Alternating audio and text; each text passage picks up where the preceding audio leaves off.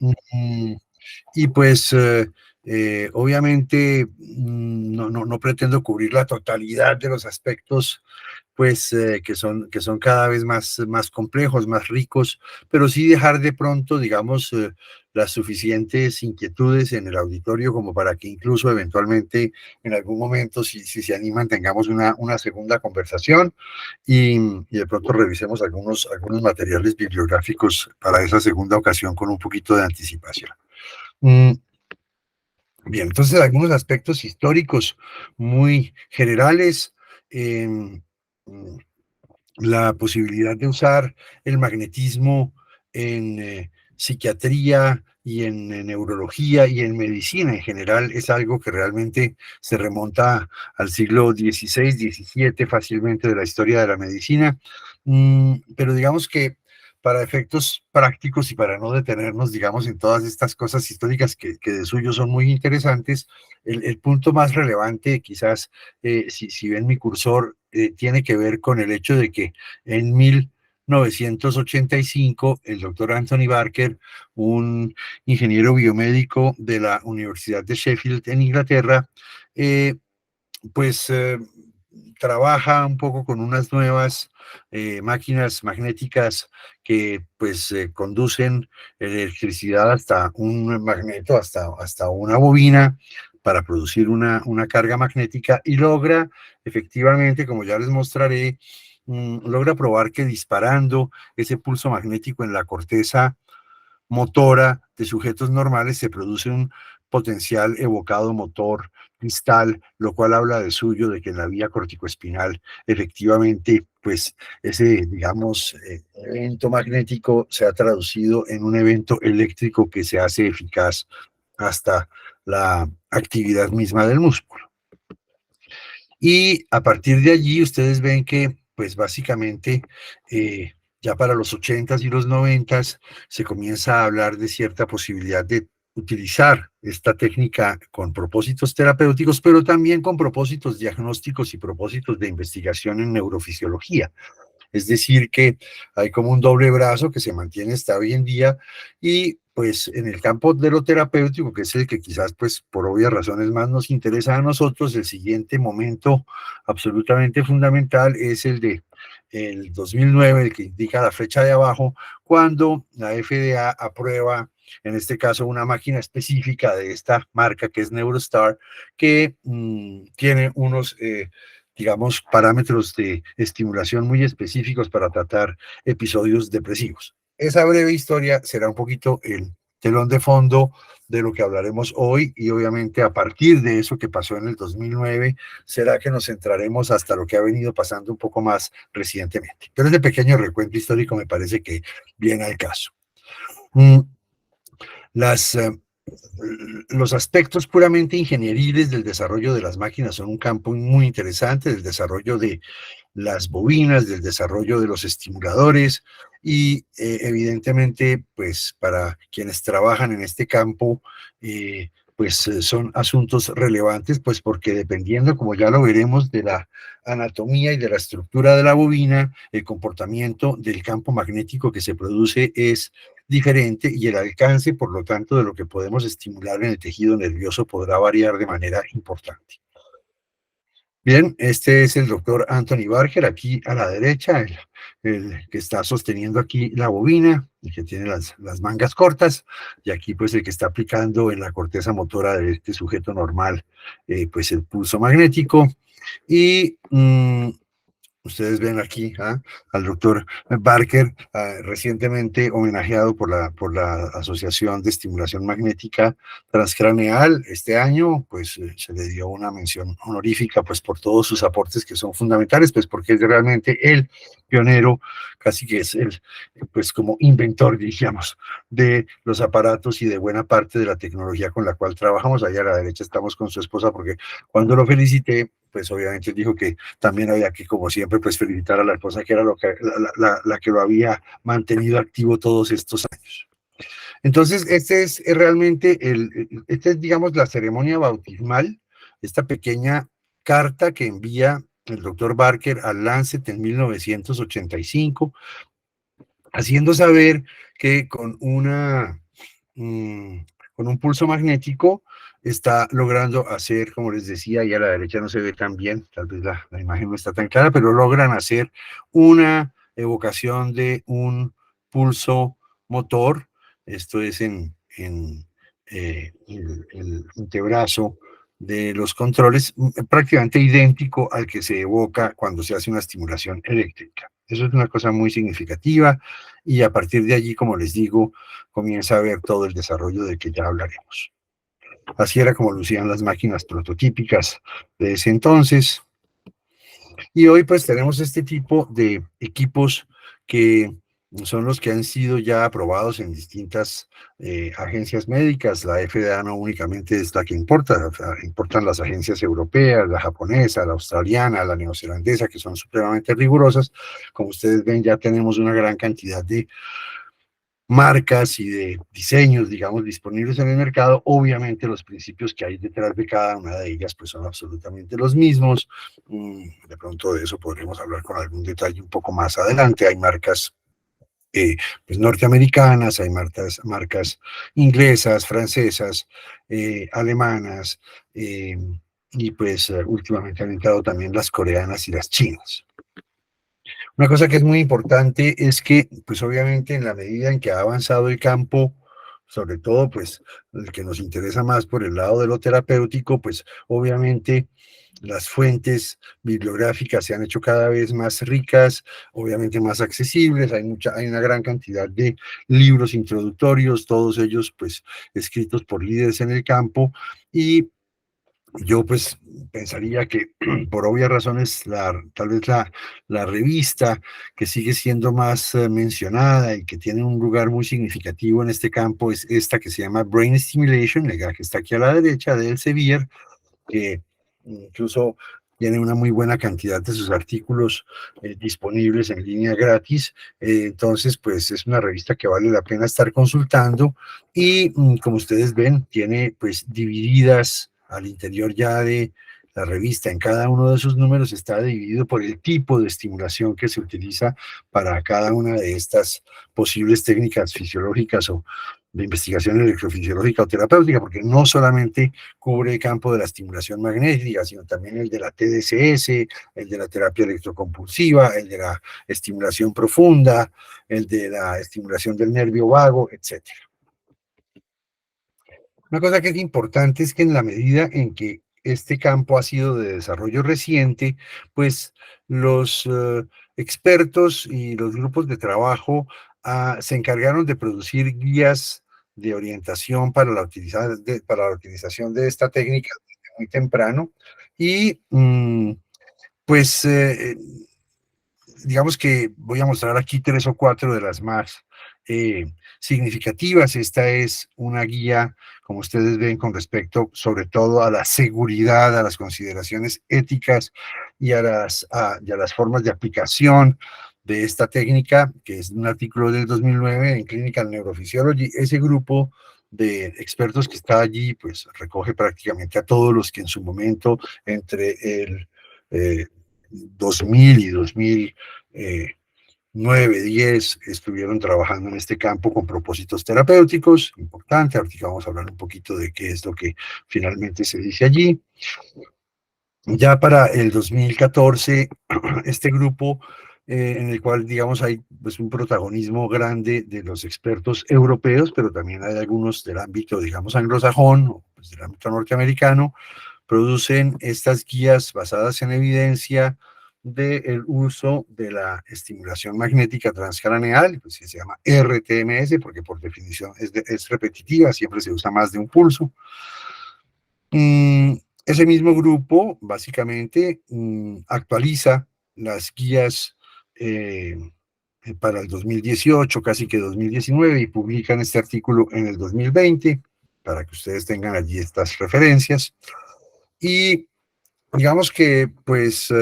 el ámbito en el cual más éxito tuvo desde un comienzo y sigue teniendo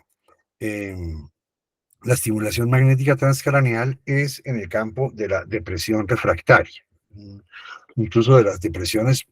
no tan refractarias hoy en día, pues porque dependiendo de ciertas consideraciones clínicas, cada vez uno podría pensar que el lugar que ocupa en un algoritmo de manejo la posibilidad del uso de la TMS ha venido, digamos, de alguna manera ascendiendo en los escalones del algoritmo y cada vez es más fácil quizás pensar que para ciertos pacientes en un segundo, en un tercer paso terapéutico, ya podría estar presente con depresión refractaria. Entonces, aquí ustedes ven, pues, en la revista Brain Stimulation, justamente un consenso que hizo la sociedad de TMS clínica. Esto está pendiente de ser recientemente revisado, en eso se ha venido trabajando fuertemente. Yo calculo que a finales de este año, ya pues muy pronto, comienzos del próximo, ya se publicará un nuevo artículo también en Brain Stimulation con algunas cosas nuevas. Y también está este task force que hubo, pues, que incluía no solamente gente de Estados Unidos, sino de algunos otros países. Entonces, como ustedes ven, el campo de la depresión es realmente en el que más se ha trabajado. Bien. Mm, Cosas muy generales, y ya iremos ahorita a hablar un poco del racional que hay detrás del tipo de uso que se hace de los pulsos magnéticos en depresión, y en otros campos, pero nos centraremos mucho en depresión. Pero para terminar un poquito con los asuntos puramente prácticos pues un poco introductorios, ustedes ven que realmente las bobinas pueden ser de tipos bastante distintos. Están las circulares, están las bobinas en 8, que son las más utilizadas terapéuticamente. Están estas bobinas, que son las bobinas que se llaman en H, que las desarrolló un grupo particular eh, en Israel. El grupo es de una compañía que se llama Brainsway y que se han posicionado de manera significativa en ciertos campos clínicos. Ellos son fuertes en trastorno obsesivo compulsivo, pero obviamente también tienen protocolos para depresión. Pero como les digo, generalmente las que más utilizamos son las bobinas en 8 y esas son las que están más difundidas en el mundo entero. Como ustedes ven en el campo del diseño de la bobina, pues se trabaja desde hace mucho tiempo. Este es un artículo del 2013 del doctor Peter Sheff y de la doctora Sarah Lisanby. Eh, mm, y ustedes ven que dependiendo del tipo de diseño y estructura de la bobina, pues obviamente el impacto que se tendrá por digamos, por las características físicas de la forma en que se difunde la estimulación magnética, pues serán distintas. Y hay quienes, pues, a pesar de que la estimulación magnética por su estructura, como les decía, tiende a ser una estimulación difusa, no es una estimulación que se pueda fácilmente hacer cada vez más focal, se puede hacer un poco más focal, pero repito, su espíritu, digamos, físico es ser una estimulación difusa. Sin embargo, dependiendo de la estructura de la bobina, se puede hacer un poco más específica, un poco más puntual, y hay otras que obviamente serían como estas, por ejemplo, en H, que son un poco las que les comentaba, que se han ido diseñando por parte de algunos grupos, que son mucho más difusas. En términos generales, eh, se prefiere, a pesar de que se pierde posiblemente profundidad y masividad en la estimulación, se prefieren estas formas de estimulación. Por eso les decía que estas bobinas en 8 pues son un poco las que más se utilizan, y obviamente hay de todas maneras una gran cantidad de estimulación que se difunde a los tejidos neurales circundantes al punto inicial de la estimulación. Sin embargo, ya veremos que de acuerdo a ciertos criterios actuales que tienen que ver con el racional de la conectómica cerebral, tendría sentido pensar que los que más nos interesa usar son estos, estos métodos de estimulación magnética que son un poco más, diríamos, focales. Ya veremos por qué. Bien, entonces básicamente cuando uno hace estimulación con un magneto, tiene que tener en cuenta pues varios criterios. Uno de ellos es la frecuencia a la cual va a hacer la estimulación, cada cuánto va a disparar el pulso magnético. Entonces tenemos este tipo pues de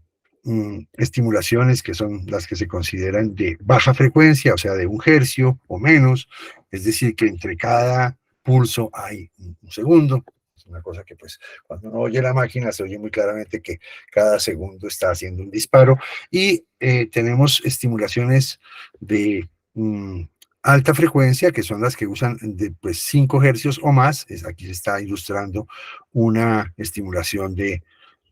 20 hercios, en la cual ustedes ven acá. Eso es generalmente lo que se hace en los protocolos, y es que durante unos segundos el aparato está disparando los 20 disparos que puede llegar a hacer pues por segundo, y después obviamente viene un periodo de pausa, de silencio, y después se reactiva la fase activa. Digamos, este fue el patrón de estimulación que se utilizó a 20, a 10 hercios, se utilizó tempranamente a comienzos de los años, a finales de los 90, comienzos de los 2000,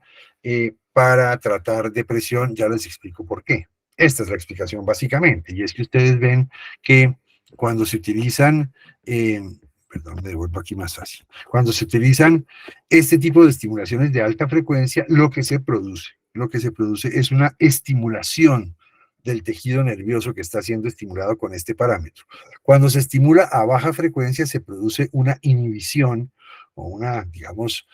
depresión eléctrica de la actividad del sistema nervioso en donde se está aplicando esta frecuencia baja. Entonces, tendríamos a baja frecuencia estimulación inhibitoria, a alta frecuencia estimulación excitatoria.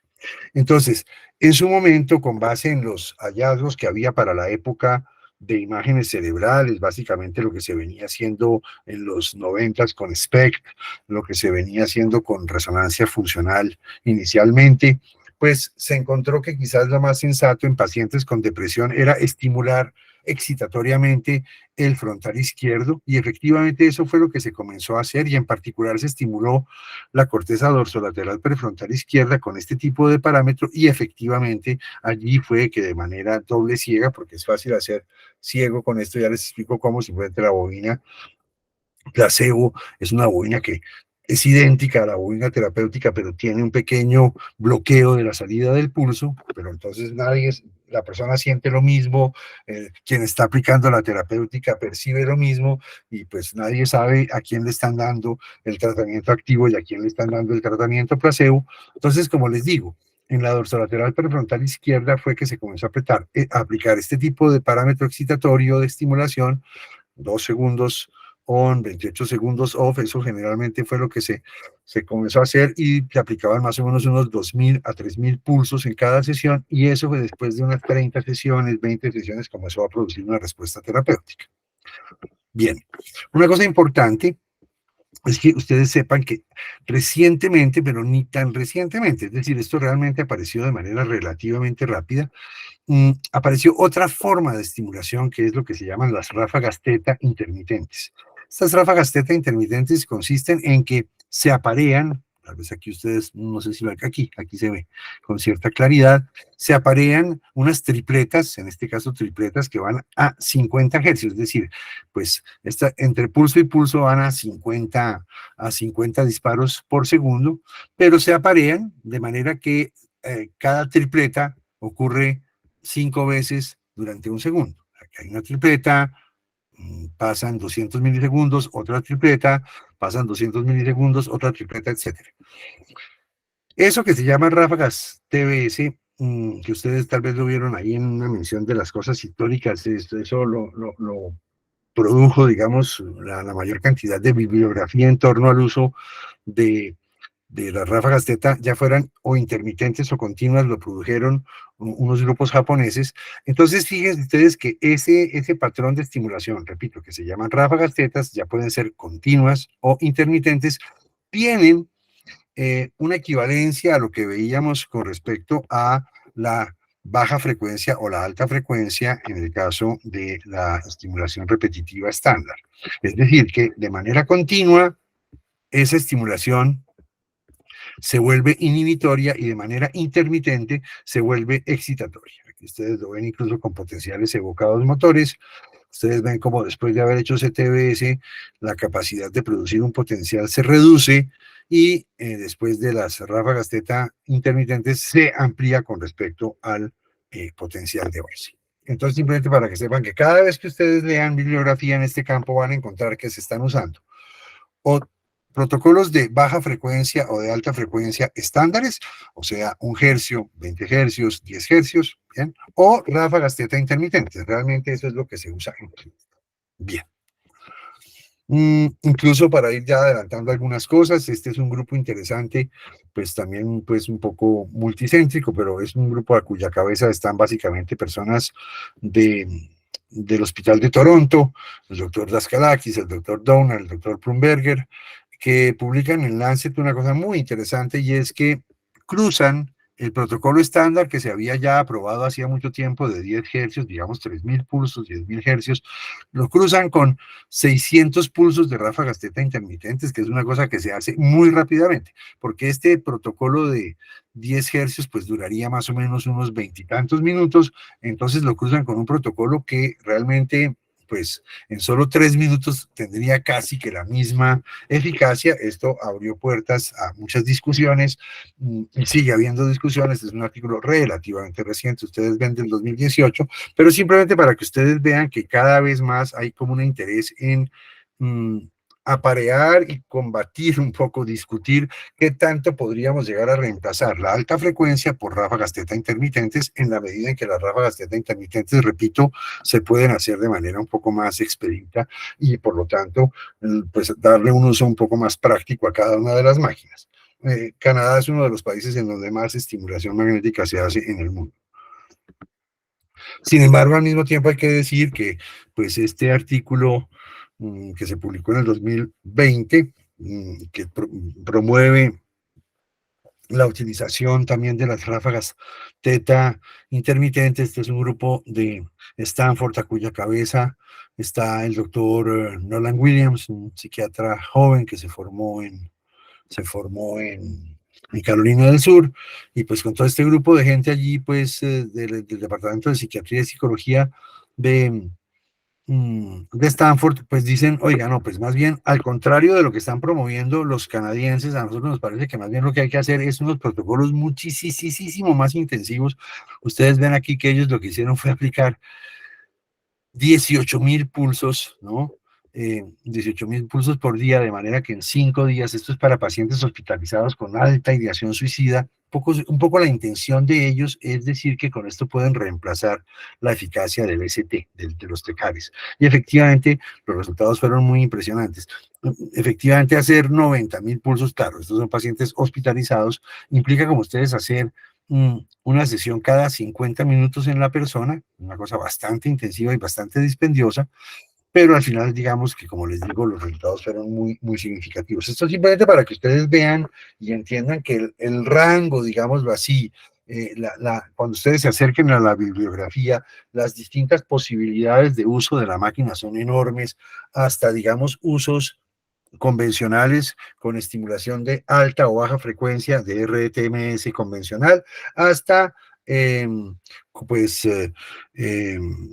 estas nuevas propuestas, sobre todo de alta cantidad de pulsos TBS, que generalmente se llaman protocolos acelerados, así se llaman, Accelerated Protocols. Bien.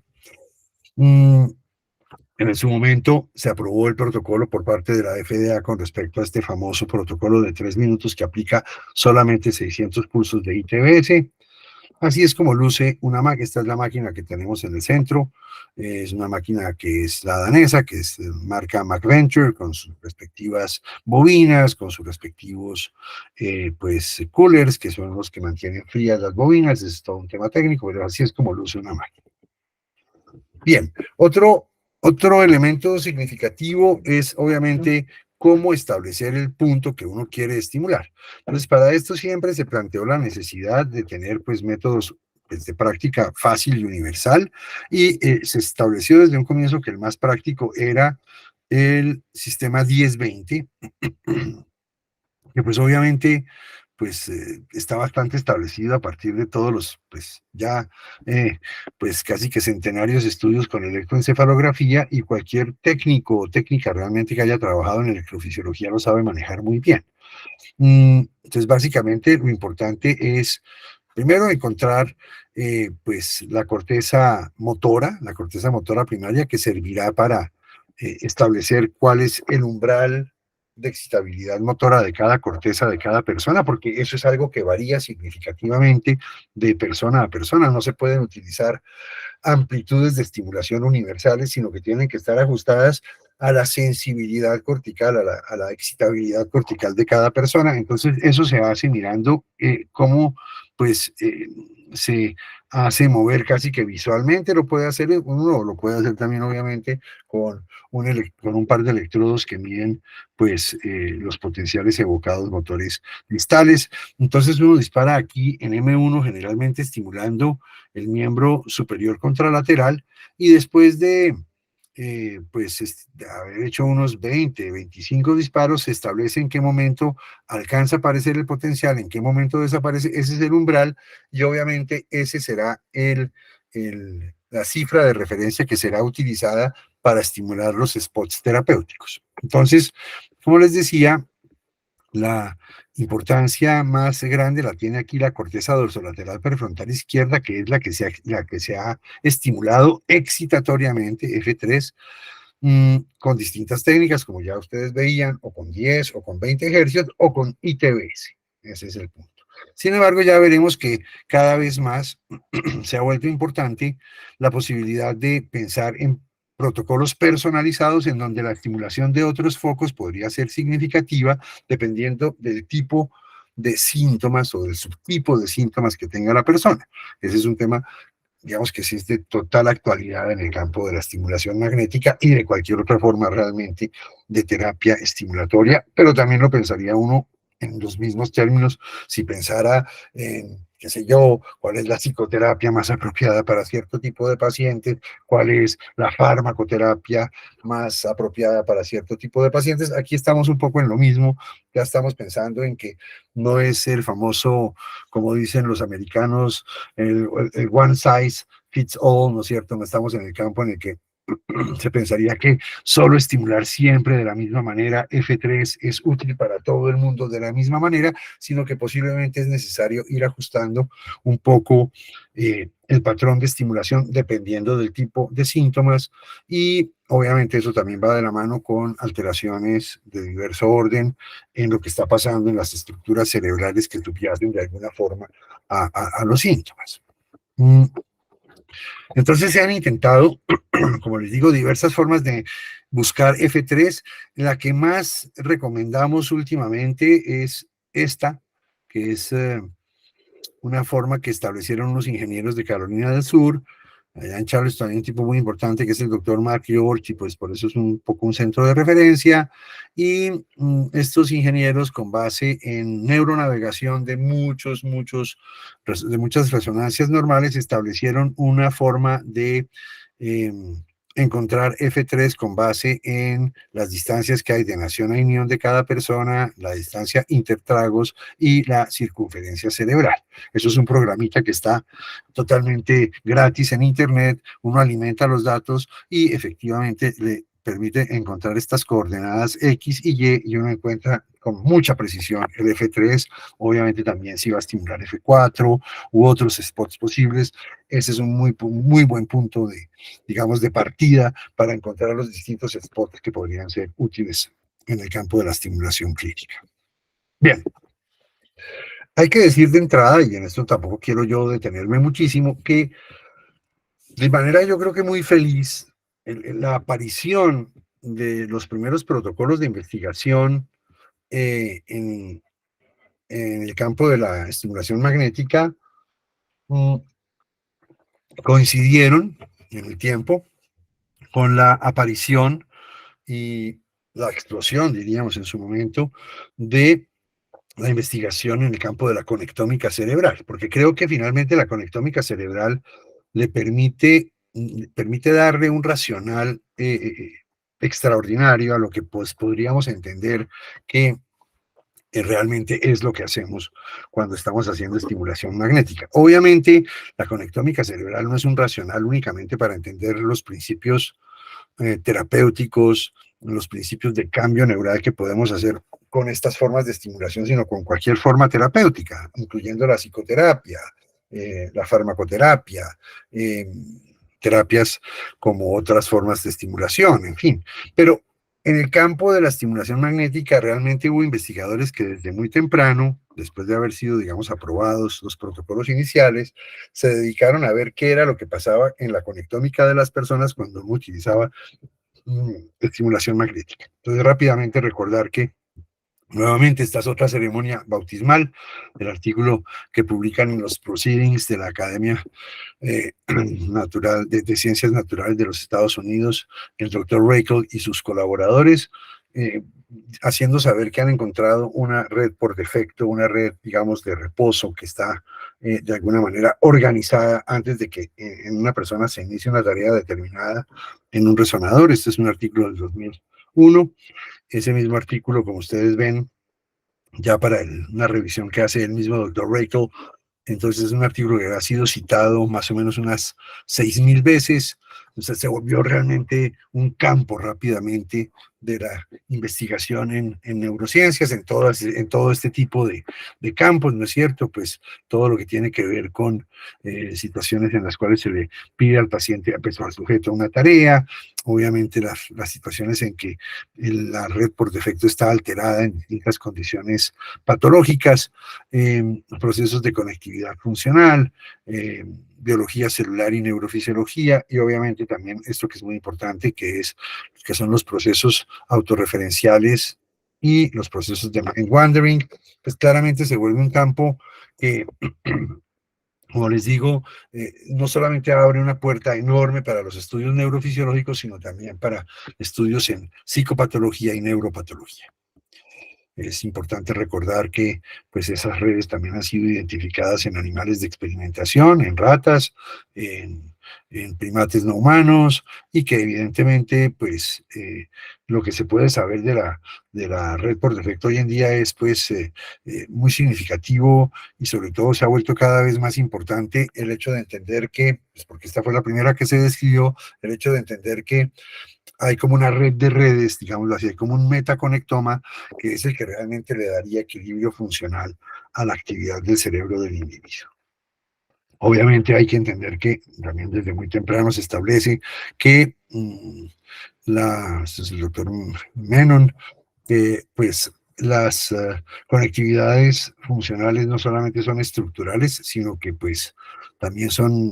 las conectividades son funcionales y estructurales, y que cada vez se hacen estudios más que evalúan cómo es que está la anatomía, digamos, de ese conectoma, pero también cuál es como el gradiente funcional dependiendo de la tarea en la cual esté o el estado en el cual esté el sujeto.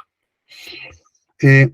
y a tal punto eso se vuelve significativo, que pues obviamente aquí me salto algunas informaciones, pero fíjense que ya un poco, unos cuantos años después ya aparecen un montón de artículos, pues son innumerables, pero simplemente menciono algunos que son valiosos, creo yo, pues por la claridad de sus propuestas y pues porque realmente se siguen manteniendo buena parte de las cosas que estos autores han sugerido en su momento, a pesar de que se han ido refinando y complejizando, digamos, algunos elementos. Pero básicamente, por ejemplo, en este artículo de la doctora Dunlop y del doctor Liston, sus colaboradores, ellos van proponiendo, ya esto más o menos lo habían dicho otros autores, que realmente cuando uno está haciendo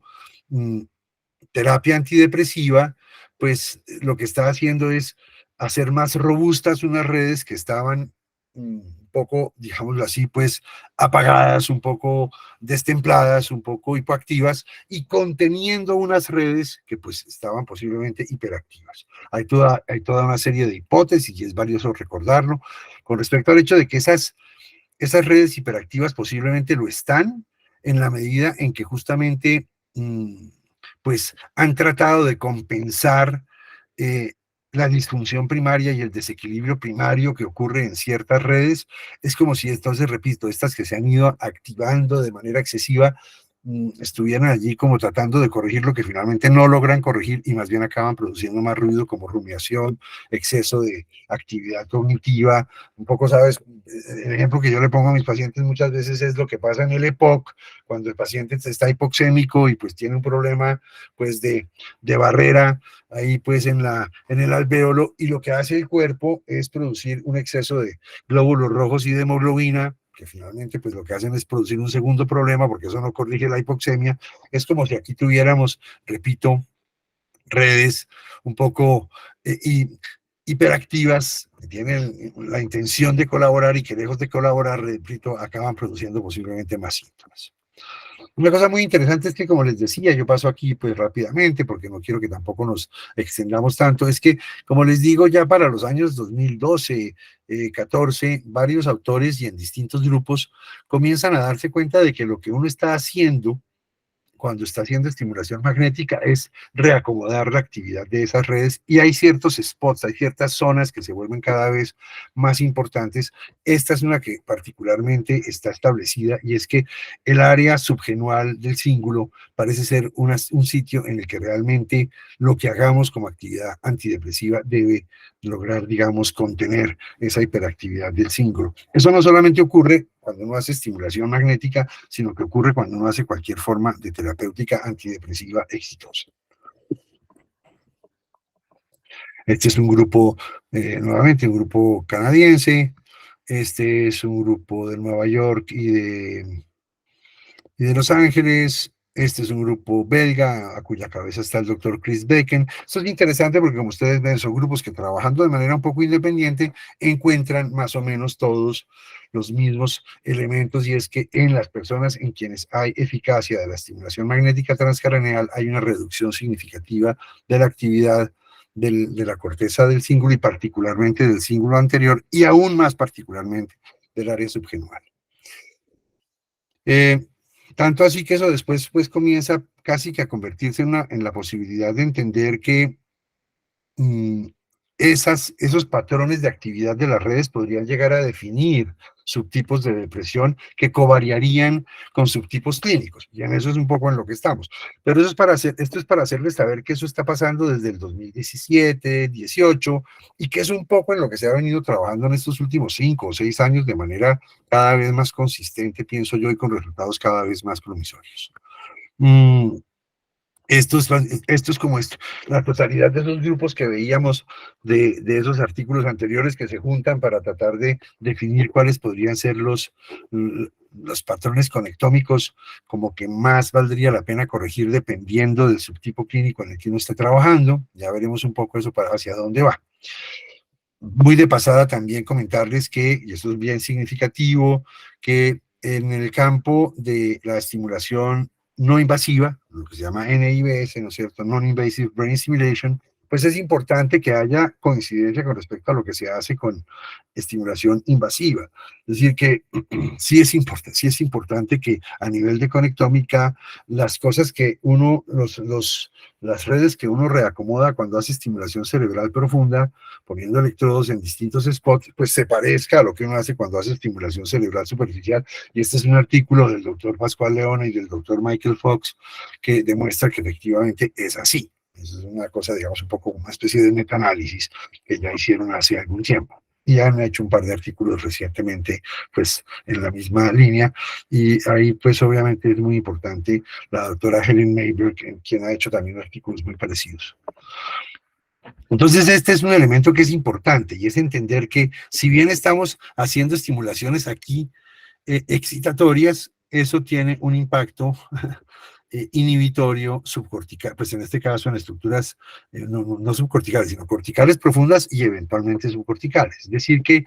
básicamente estos estudios desde un comienzo lo que hacen, lo que permiten entender es que no solamente es terapéutico lo que uno hace en la zona en la que uno dispara, sino que efectivamente gracias a las conexiones y a los nodos que están asociados a esas redes, uno también puede estar impactando zonas que no son las que uno está logrando estimular directamente, porque allá con el subgenual, al subgenual no llega ningún estimulador, digamos, magnético, y los que eventualmente podrían llegar, que serían los estimuladores estos que les decía, estas bobinas en H, que hacen una estimulación muy profunda, hacen una estimulación pues muy poco específica. Entonces, pues aquí, como les digo, parece ser más sensato utilizar bobinas en 8 que hacen algo más o menos específico aquí en la dorsolateral prefrontal izquierda y acaban modificando el patrón de actividad del subgenual. Bien. Eh, Estos son artículos un poquito más recientes que simplemente ya, como les digo, confirman un poco lo que esos artículos pioneros de los 2012, 2014 habían propuesto, cada vez con métodos más refinados desde el punto de vista tanto imagenológico como estadístico. Y ya para hablar un poquito de subtipos, pues hay quienes le han prestado particular atención, obviamente, a la anedonia,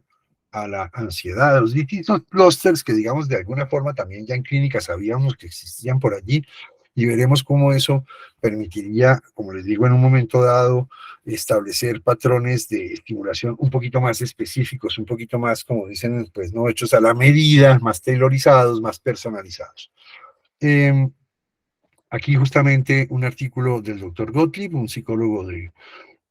Stanford que trabaja desde hace mucho tiempo en el campo de rumiación y que justamente acaba encontrando que este spot famoso del área subgenual del cíngulo podría ser particularmente significativo en los pacientes altamente rumiadores. Eso es lo mismo. Y digamos que distintos grupos, distintos autores han hecho pues énfasis en o anedonia o control cognitivo alterado, disforia o rumiación. A nosotros el tema de la rumiación nos ha interesado significativamente porque quizás simplemente vemos que muchos de los pacientes con depresión refractaria que llegan a nuestro centro tienen realmente patrones de rumiación muy altos. Esto pues finalmente acaba produciendo esta ola, digámoslo así, que hay hoy en día. Pues aquí este artículo ya tiene su tiempito, que es un artículo de la doctora Leanne Williams, en donde dice, bueno, mire, realmente casi que vamos a acabar haciendo una taxonomía de la depresión y de la ansiedad con base en circuitos cerebrales. Pues dependiendo de cuál sea el circuito más alterado, tendríamos mayor cantidad de síntomas en tal o cual frente del cuadro clínico que estamos evaluando. Y no solamente eso, sino que entonces también dependiendo de cuál sea ese elemento, digamos, conectómico de los circuitos que está alterado, también sería un poco más o menos pertinente cierto tipo de intervención terapéutica, porque posiblemente para algunas redes justamente estimulaciones magnéticas o estimulaciones químicas o estimulaciones, bueno, estimulaciones terapéuticas, psicoterapéuticas, van a ser las más indicadas para tratar de corregir tal o cual red. Obviamente siempre volvemos a lo mismo. Muy importante recordar que cuando estamos hablando de disfunción de redes y de esta taxonomía de redes de los cuadros depresivos y ansiosos, estamos hablando de la posibilidad de que haya tanto hiperactividad como hipoactividad y que eso cuenta tanto para los nodos de cada red como para las conexiones que hay entre cada uno de los nodos de la red. Entonces, pues obviamente es un trabajo complejo, es un trabajo que va a requerir seguramente cada vez, que es lo que está comenzando a pasar ahora, que se unan bases de datos en donde, a pesar de que pueda haber ciertas diferencias con respecto a la técnica de la toma de las imágenes, se pueda resolver esto con inteligencia artificial y se pueda justamente llevar como a un lenguaje lo más universal posible para hacer comparación, para que no cada centro sienta que tenga que hacer, y en eso se está trabajando mucho ahora, ¿no? 300, 500, 1000 resonancias funcionales, sino que más bien podamos unir bancos de datos, y en eso se está trabajando actualmente. Una cosa que es muy importante es entender que cuando hablamos de la disfunción de la conectómica de pues un sujeto, estamos hablando también por definición de cómo la correlación funcional de esas redes que están en un sujeto funcionando de cierta manera permite que justamente su interacción con las redes de estos sujetos, es decir, aquí hay que hablar como de una especie de interneuralidad o de interconectómica, es decir, que finalmente es muy interesante entender que en el campo de la intersubjetividad y de la interpersonalidad, tener desacomodadas las redes de cierta manera hace que el sujeto sea un sujeto al cual le va a quedar muy trabajoso la interacción fluida, coreográfica, armónica con lo que está pasando con quienes están a su alrededor. Y si eso ocurre, que es una cosa que vemos tanto en el campo de la cognición social y de la vida, pues, interpersonal de los pacientes, pues obviamente también el campo ya de las redes sociales de las redes sociales interpersonales, va a estar seguramente también francamente alterado. Entonces, articular, armonizar el ámbito de la conectómica de un cerebro es permitir también que ese sujeto, tanto receptivamente como a nivel de recepción como de emisión, sea un sujeto más plástico, más apropiado, más sincrónico, diríamos. Rapidísimamente recordar que incluso también hay estudios, en eso no nos vamos a detener, que hablan de cómo no solamente las alteraciones de redes podrían estar presentes en cosas como depresión, etcétera, sino que también se han comenzado a hacer estudios que que miran cómo cierto énfasis de organización en esa especie de metaconectómica, en el diálogo que tienen las distintas redes, establecen patrones de navegación o estilos cognitivos distintos. Eso pues daría pie incluso a pensar que algún día podríamos usar la, la estimulación, por ejemplo, en, qué sé yo, por ejemplo, en trastornos de personalidad o en rasgos de personalidad marcados de cierto tipo, y eso también está avanzando. Por último, entender que también ha habido un correlato fuerte con respecto a aproximaciones fenomenológicas. Si entendemos que efectivamente un poco la hiperactividad de estas regiones del cíngulo, en particular del cíngulo anterior, pero también del posterior, y un poco la hipoactividad, por ejemplo, de las cortezas frontales, ese desequilibrio podría dar pie, por ejemplo, a que la persona caiga en en ese incremento de atención hacia su propio self, hacia sus propios aspectos. Eso es lo que produce, lo que propone el doctor Northoff. Y digamos que justamente esa falta de actividad frontal produce una disminución en la atención y en la captura, digámoslo así, con respecto a lo que está pasando en el entorno, pues ese desequilibrio es el que estamos tratando de corregir justamente con cualquier medida terapéutica, pero como digo, en el campo de la estimulación está bastante probado que si logramos apagar esas regiones hiperactivas de, del giro singular. Par de cosas rapidísimamente, simplemente saber que hay una correlación muy interesante con lo que por ejemplo, se logra en estudios básicos de optogenética, no me voy a detener en eso, y llegamos a esto. Es decir, que nuevamente, la clusterización, la agrupación de síntomas, pues en depresiones, es un artículo de la doctora Yvette Chelin, reciente. Entonces nos permite pensar que dependiendo de dónde esté nuestro paciente deberíamos orientar de manera un poco más precisa nuestra intervención, ya sea con antidepresivos, con psicoterapia, en este caso ella menciona la depresión, la privación de sueño, la posibilidad de estimulaciones profundas, incluyendo la del nervio vago, la estimulación magnética, la terapia electroconvulsiva, y ustedes ven que realmente para todos los autores que hemos visto, la rumiación es significativa. Y como les decía, en nuestro campo, pues porque hacía resultados ser, aunque tenemos muchos pacientes anedónicos, pues también tenemos una gran cantidad de pacientes con rumiación. Aquí simplemente les comento que hicimos esta revisión en su momento acerca de cómo concebir de la mejor manera la rumiación, cómo medirla, que pues decidimos medirla con esta escala que propuso la doctora Nolen Hoexma, que se llama la RRS, y entonces hicimos simplemente para que ustedes vean que esto sí es algo que se puede hacer fácilmente, pues fácilmente es, claro, se requiere cierto esfuerzo, un trabajo, en fin, pero no es una cosa que sea tan complicada de plantear. Esto es un pequeño estudio que hicimos en donde dijimos, oiga, entonces a estos pacientes con depresión altamente rumiativa, aún nos hagamos desde el protocolo estándar, un protocolo, digamos, estándar, en este caso, ITBS de la dorsolateral prefrontal izquierda, unos 1800 pulsos, que para ese momento, cuando captamos los pacientes, era un protocolo que se consideraba suficiente. Como ustedes vieron, incluso hay protocolos de 600, o sea, en este caso estábamos haciendo como 3 veces 600 por sesión, pero además aplicamos en el segundo grupo un protocolo puramente antiobsesivo, el protocolo que estaba aceptado para trastorno obsesivo compulsivo. ¿Por qué? Pues porque pensábamos que justamente las personas que tienen alta rumiación, pues son como pacientes un poco obsesivoides. Entonces aquí está un paciente recibiendo el protocolo en la suplementaria motora, el típico protocolo antiobsesivo, y ahí está, en la SMA. La SMA es muy fácil de encontrar, está muy fácilmente pues, establecido cómo se encuentra sobre el eje nación-iñón. Aquí pues está la revisión de qué es todo lo que hace la SMA y porque ese es el spot que tiene el sentido estimular en rumiación. Entonces aquí está lo que les decía, está el brazo de los pacientes que tienen el tratamiento estándar, digamos que ya para ese momento es ITBS en la dorsolateral prefrontal izquierda, y están los pacientes un poco experimentales que hacen ese mismo protocolo más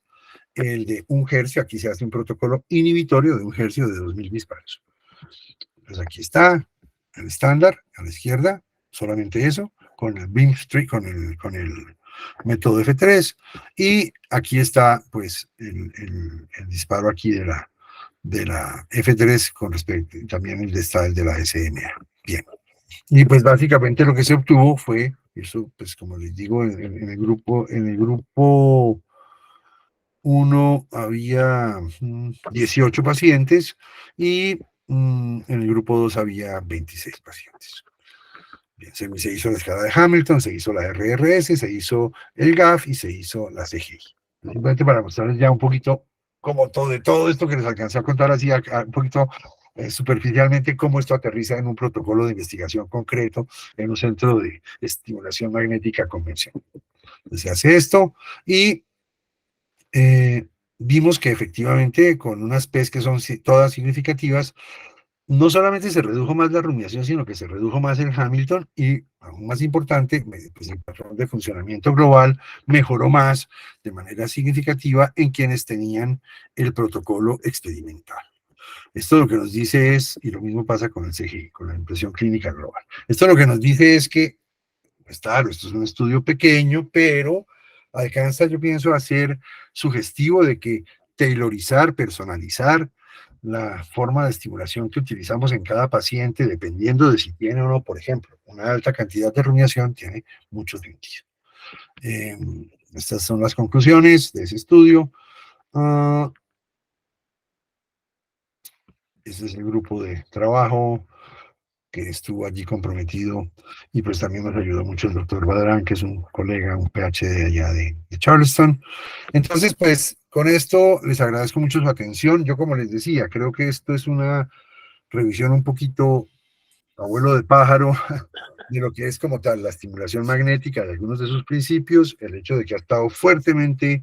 articulada con el avance de estudios en conectómica cerebral, lo cual ha permitido, digamos, un poco más de especificidad y de comprensión acerca de qué es lo que estamos haciendo, sobre todo en depresión, pero también en otros desórdenes. Y obviamente, pues, si no quedaron muy cansados, algún día me pueden volver a invitar. No sé si el doctor Rivas se anime y hablamos con más detalle de algunas de estas cosas. No, Muchas claro que sí, doctor Dávila, muy interesante la exposición, además porque es un método que, como vemos,